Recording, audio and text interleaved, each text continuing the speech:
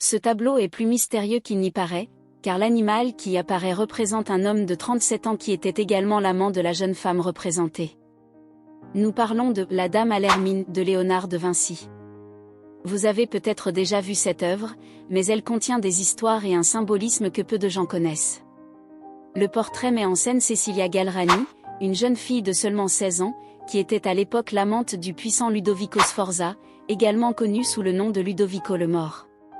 Il était le duc de Milan, l'un des hommes les plus influents de l'Italie de la Renaissance.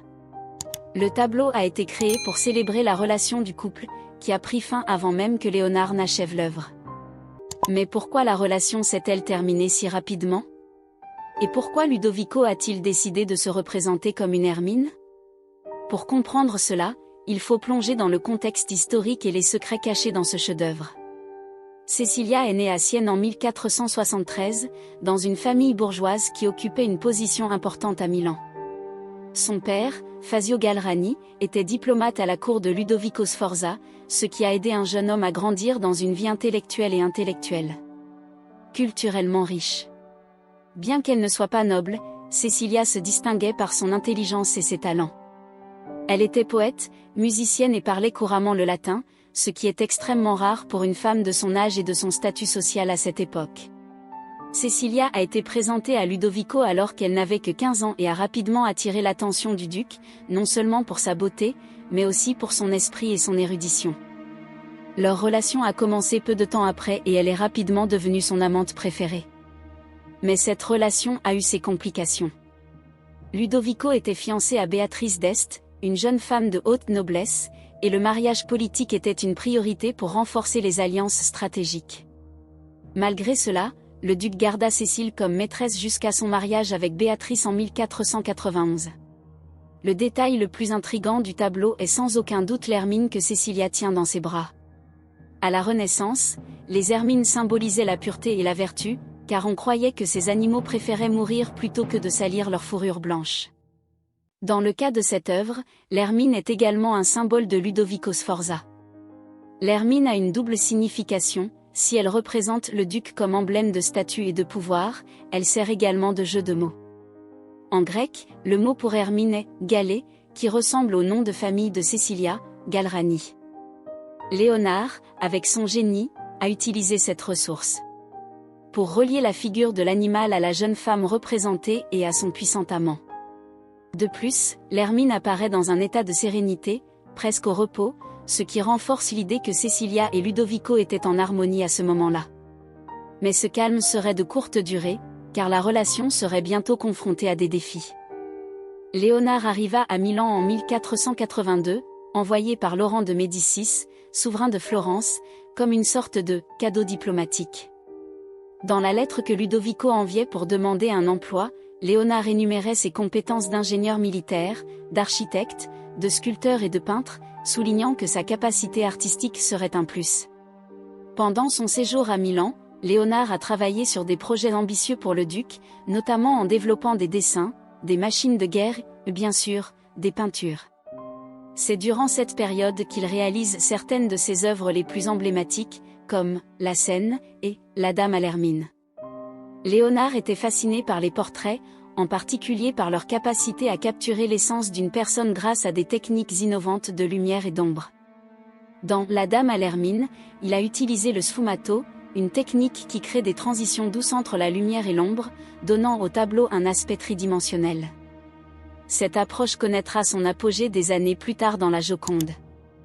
À la cour de Ludovico, Cecilia n'était pas seulement une amante mais aussi une figure influente. Elle était connue pour organiser des salons littéraires, où poètes, philosophes et musiciens se réunissaient pour discuter d'idées. Ces rencontres étaient rares à l'époque et reflétaient l'intelligence et la sophistication de la jeune femme. Pendant ce temps, son statut était loin d'être assuré. Lorsque Ludovic épousa finalement Béatrice d'Este, Cécile fut expulsée du tribunal et envoyée dans un couvent. Cela n'empêche pas le duc de continuer à la soutenir, surtout après qu'elle ait donné naissance à un fils illégitime, Cesare Sforza, en 1491. Il est intéressant de noter que des études au rayon X ont révélé que Léonard avait modifié l'œuvre à plusieurs reprises. Initialement, Cécile était représentée sans hermine. Plus tard, Une petite hermine grise a été ajoutée, mais Léonard a fini par la mettre à jour avec la version finale, plus grande et blanche. Pourquoi ces changements? Certains historiens pensent qu'ils ont été utilisés par Ludovico pour renforcer le symbolisme de l'hermine comme son emblème personnel. D'autres suggèrent que Léonard a utilisé des modifications pour perfectionner sa technique et explorer de nouveaux défis artistiques. Après la mort de Cecilia, un tableau dépassé depuis des siècles. Il n'a été redécouvert qu'au XIXe siècle, lorsqu'il a été reconnu comme l'un des chefs-d'œuvre de Léonard. Actuellement, la Dame à l'hermine est exposée au musée Czartoryski de Cracovie, en Pologne, où elle est protégée comme l'un des plus grands trésors culturels du pays. De plus, l'œuvre est l'une des rares peintures attribuées à Léonard qui existent encore. Seule une quinzaine de tableaux de Léonard ont survécu, faisant de « La Dame à l'hermine » une perle rare dans le monde de l'art. L'expression de Cecilia est également un détail frappant. Contrairement aux autres portraits de la Renaissance, elle ne regarde pas directement le spectateur. Son regard est tourné sur le côté, comme s'il réagissait à quelque chose extérieur à la scène. Ce détail donne une sensation de mouvement et de vivacité, caractéristique typique des œuvres de Léonard. L'œuvre a également attiré des artistes et des écrivains au fil des siècles. Cecilia Gallerani est souvent comparée à la Joconde, non seulement pour sa technique, mais aussi pour le mystère qui entoure son histoire. Pendant l'occupation nazie pendant la Seconde Guerre mondiale, la Dame à l'hermine a été confisquée et emmenée en Allemagne. Heureusement, il fut récupéré après la guerre et restitué à la Pologne. Si vous aimez les histoires fascinantes comme celle-ci, je vous recommande de regarder la vidéo sur l'impératrice Sissi, qui a également vécu une vie pleine de mystères, de tragédies et d'intrigues. Vous serez surpris par les détails sur ce personnage historique. Le lien est dans la description.